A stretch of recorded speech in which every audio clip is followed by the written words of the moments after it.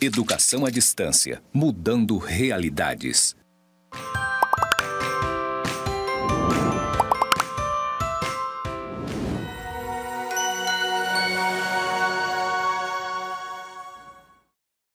Olá, seja bem-vindo a mais uma aula do Instituto Federal de Rondônia, campus Porto Velho, Zona Norte. Eu sou a professora Thelma Fortes Medeiros, professora formadora da disciplina de didática. Agora eu vou iniciar a minha audiodescrição. Eu sou uma mulher de estatura mediana, cabelos no ombro, na cor castanho escuro. Estou usando óculos, estou usando um brinco de argola, estou vestindo uma roupa bem colorida, com a sapatilha, estou usando um anel. Eu estou no estúdio de gravação do campus Porto Velho, Zona Norte, onde temos paredes brancas ao fundo, com pontos que se interligam na cor cinza. E uma frase escrita, EAD mudando realidades, na cor verde. O meu sinal na comunidade de surdos é Thelma. Na nossa aula de hoje, nós vamos estudar sobre a didática, formação e profissionalização docente. Chegamos à nossa última aula da nossa disciplina de didática. E esta aula é um ponto de reflexão para que a gente pense um pouco sobre a nossa formação. Porque ao longo das unidades nós estudamos sobre processo de formação, o contexto histórico da didática, né? Por que chegamos até o nome de didática, quem é o considerado pai da didática, a influência das didáticas que a gente recebeu de alguns teóricos. Nós também vimos sobre a organização do trabalho pedagógico na sala de aula e nós estudamos sobre as novas tecnologias e a ação didática. E hoje, nessa aula, nós vamos estudar um pouco sobre a formação docente, né? E isso é importante. E o que isso tem relação com a didática? O elemento central de estudo da nossa disciplina. Vamos conhecer um pouco sobre o principal conceito de didática e formação docente. A didática se caracteriza principalmente pela mediação e pelo estudo sistematizado, né, que nós vimos, de saberes necessários à prática docente, sendo os principais instrumentos para a formação do professor. Então, conceber esses saberes necessários à prática docente é o que constitui a nossa principal ação de envolver a nossa formação docente. Por isso que a didática, formação e profissionalização docente são conceitos que se interligam e se complementam. É importante a gente perceber que elas se complementam por quê? Porque elas dão sentido à formação do professor. Então, nós, enquanto professora, a gente sempre vai estar atento sobre as novas metodologias, novas abordagens, o novo jeito de pensar da ação docente. E isso interessa aos elementos fortes, centrais, de formação do professor. Então, sem dúvida, a gente vai estar estudando sobre essas novas tendências para a didática. E isso interessa a gente pensar um pouco para a nossa formação docente. Ainda, José Carlos Libânio, ele é um brasileiro que ele estuda muito sobre a didática e a formação docente. Então, o Libânio diz que os profissionais da educação precisam ter um pleno domínio das bases teóricas, científicas e tecnológicas e sua articulação com as exigências concretas do quê? Do ensino, pois é através desse domínio que ele poderá estar revendo, analisando e aprimorando a sua prática educativa. Então, o Libânio, ele nos mostra que está envolvido num processo sistematizado de formação docente requer um ponto importantíssimo para a nossa atuação, porque é a partir dela que a gente vai rever, refletir e atuar na sala de aula, no contexto educativo, de uma outra forma, só que agora reflexivo. E isso faz com que a gente pense que esse ato de refletir, que aí tem até alguns teóricos que defendem as teorias do professor reflexivo, que é esse professor que vai estar sempre revendo a sua prática, avaliando, ponderando, ajustando, né, como diz, os dispositivos de aprendizagem. E é somente nesse momento de formação continuada que o professor ele vai constituir a sua profissionalização docente. Por quê? Porque assim, já caiu por terra, a gente diz assim, já acabou esse discurso de que a gente tem o dom para ser professor, que a gente nasceu para ser professor. Não, a gente se capacita e se habilita cada vez mais no processo de estudo sistematizado, que a gente consegue construir a nossa profissionalização docente. Então, a gente é um profissional do ensino, como ele diz, são os profissionais da educação, e não algo como dado como uma ação, né, vindo de uma força superior para dizer, você vai ser professor, você é o professor. Claro que a gente tem que ter uma certa aproximação, a gente gosta do que faz, mas a gente pode ser melhor no que faz quando a gente estuda, se capacita cada vez mais. Enquanto professor, você só vai conseguir se capacitar cada vez mais se você se permitir o processo de formação continuada. Imaginem você se consultar com um médico, que o médico, depois que ele se formou, nunca mais ele foi a um congresso, nunca mais ele participou de uma formação, ele não fez uma especialização, ele não fez mais nada. Tudo que ele sabe da medicina, ele aprendeu lá na faculdade dele. E aí ele aplica, e aí ele não se envolveu com as novas tecnologias, ele não aprendeu um pouco sobre os novos recursos, os novos medicamentos, ele não aprendeu nada. Você vai confiar plenamente ir nesse médico, vai dizer, poxa, mas eu vou com esse médico, se formou, já está atuando e nunca mais se capacitou. Então, cada vez mais, todas as profissões, isso a gente diz, né, eu usei um exemplo do médico, mas são todas as profissões. E não é diferente para nós professores também. Requer um processo sistematizado de formação docente. E isso vai, com certeza, te capacitar muito mais, como disse o Libânio. E isso ele disse aí, ó, em 2002, que somente através desse domínio das bases teóricas, científicas e tecnológicas, né? E aí ele cita esses dois aspectos, o teórico, o científico e o tecnológico, que nós vamos conseguir ter uma ação, um domínio, né, de estar revendo, analisando e aprimorando a nossa prática pedagógica.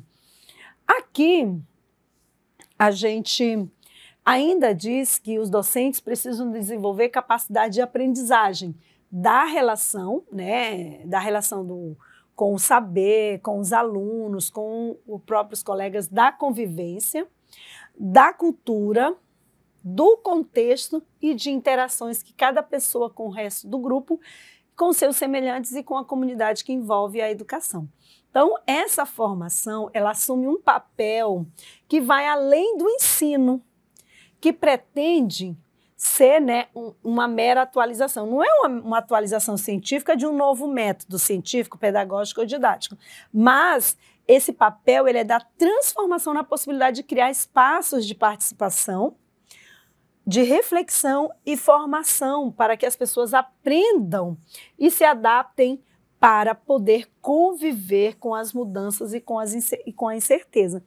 Então, nós sabemos, a gente vive em um mundo de incertezas, um mundo que nos diz assim, que a verdade de hoje é a grande mentira de ontem. E vice-versa, né? Então, assim, ou a mentira de hoje pode ser a verdade de amanhã. Então, a gente acaba convivendo em um mundo de incertezas. E nessas incertezas, quanto mais conhecimento a gente ter e dominar, a gente vai conseguir fazer com que as nossas práticas diárias na sala de aula sejam aulas mais conscientes. E isso é um fator essencial, porque nessas práticas conscientes você está alinhando os conceitos teóricos aos conceitos práticos. E isso possibilitando você refletir sobre essa ação. Porque o principal ponto é que a gente consiga refletir sobre o que a gente está fazendo. E nessa reflexão, a gente consiga também ajustar, alinhar com a teoria a qual a gente defende, a qual a gente estuda e qual a gente conhece. Então, é uma fonte inesgotável de estudo e de conhecimento, que faz com que você, enquanto um docente, enquanto um profissional da educação, tenha ciência de que cada vez mais essa fonte de saberes, ela é inesgotável, porque ela tem bastante fontes, bastante formas de você olhar e conhecer e fazer o julgamento e a reflexão, dizer isso é bom, isso não é para mim, isso se aplica, isso não se aplica. E isso é o processo reflexivo que você se permite a partir do momento que você passa a dominar as teorias. Então, você domina a teoria, você consegue fazer uma prática mais apropriada, mais ajustada.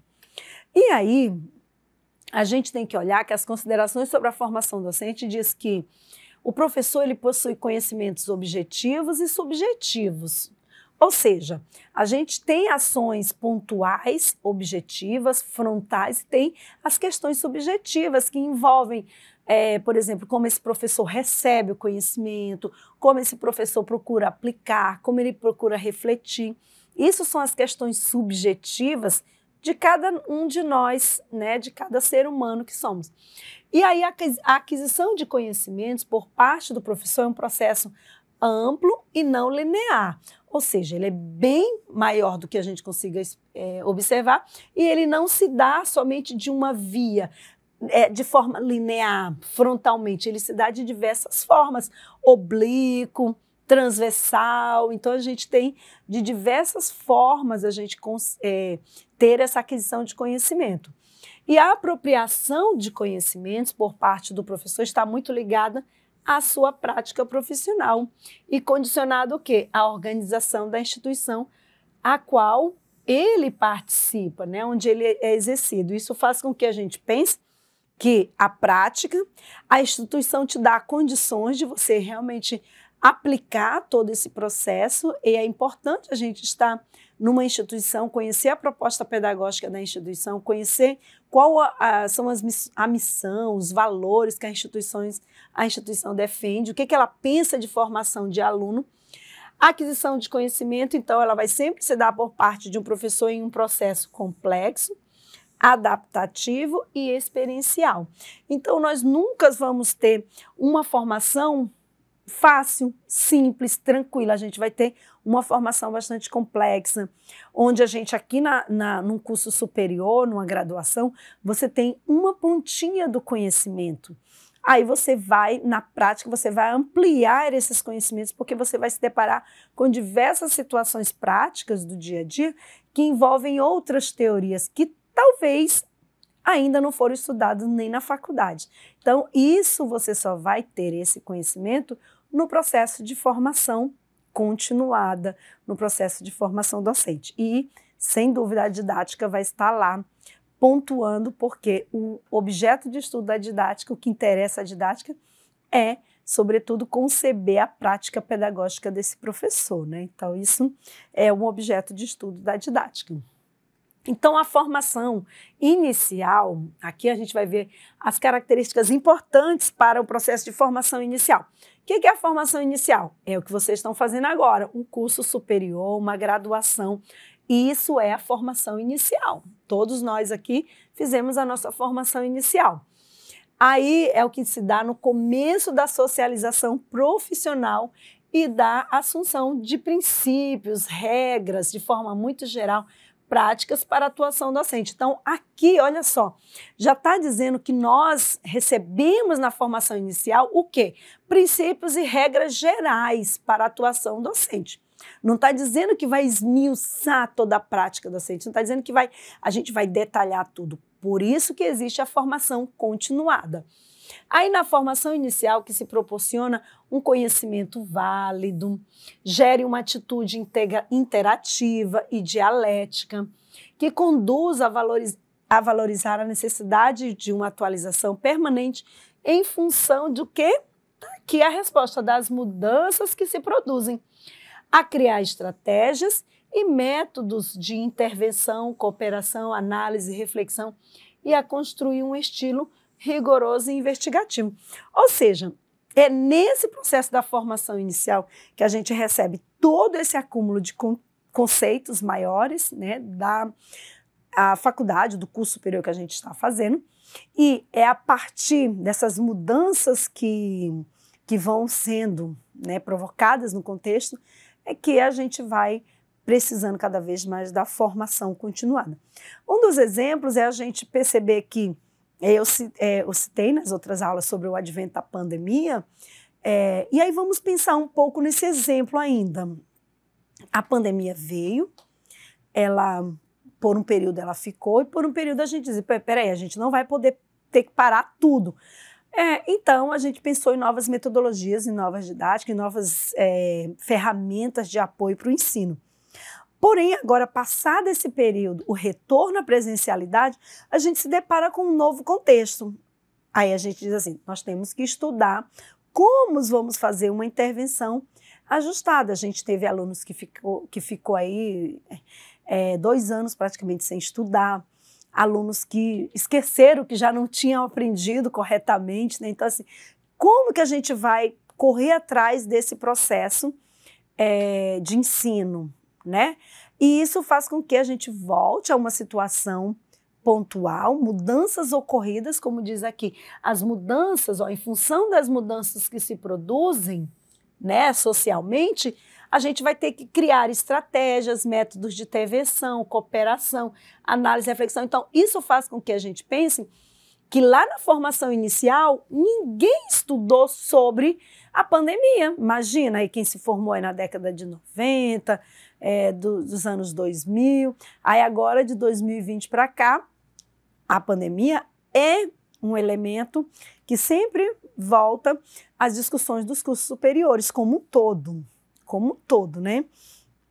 Então, isso é importante a gente perceber que dentro dessas características, na formação inicial, elas não são contempladas, mas os adventos vão ocorrendo e a gente precisa fazer ajuste. Então, a formação inicial deve dotar de uma bagagem sólida nos âmbitos científicos, cultural e contextual. Ou seja, é o que vocês estão recebendo, essa bagagem, essa formação sólida, ainda em aspectos psicopedagógico e pessoal, que deve capacitar o futuro professor ou professora a assumir a tarefa educativa em toda a sua complexidade, atuando reflexivamente com a flexibilidade e o rigor necessário. Ou seja, apoiando suas ações em uma fundamentação válida para evitar cair no paradoxo de ensinar e não ensinar. Ou seja, o paradoxo, eu ensinei, mas não ensinei. Eu ensinei, mas o aluno não aprendeu. Então, esse paradoxo, ensino, não ensino, como a gente vai constituir esse ensino, a gente precisa estar revendo, né, pensando para uma prática de formação continuada. Aí a gente vai falar agora um pouco desses eixos de atuação da formação permanente. Nessa formação permanente, a gente vai entender um pouco sobre a reflexão prático-teórica, sobre a prática mediante a análise, a compreensão e a interpretação. E nós vamos estudar também sobre a intervenção sobre a realidade. Trocas de experiências entre iguais para tornar possível a atualização em todos os campos de intervenção educativa e aumentar a comunicação entre os professores. Sabemos que é precisa a união da formação a um projeto de trabalho e esse projeto ele deve ser institucional. Ainda como eixo para a formação permanente, o estímulo crítico a uma prática acolhedora que valorize a diversidade, o desenvolvimento profissional da instituição educativa mediante o trabalho conjunto, para o quê? Para transformar essa prática dentro das mudanças que ocorrem na sociedade, né?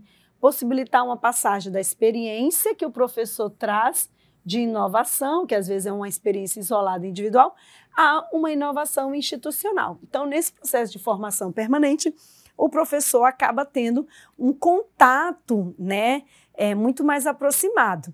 E aqui são as nossas referências, né, que a gente tem, como Francisco Imbernon, que é um material disponibilizado que vocês têm na minha biblioteca, vão estudar na disciplina, e a gente deixa uma frase final de reflexão para a gente poder avaliar um pouco sobre essa questão da formação docente. E aí o Bernon diz assim: a formação terá como base uma reflexão dos sujeitos sobre a sua prática docente, de modo que esse sujeito possa permitir que examine as suas teorias que ele teve lá na formação inicial, né? Os seus esquemas de funcionamento e suas atitudes, realizando um processo constante de autoavaliação, que oriente o seu trabalho. E esse é uma reflexão muito própria de que todo esse processo, tanto formação inicial como formação continuada, faz com que a gente oriente, com que todo esse processo de formação oriente a nossa prática. E assim a gente finaliza mais uma aula. Desejo a todos e todas sucesso e ótimas aprendizagens.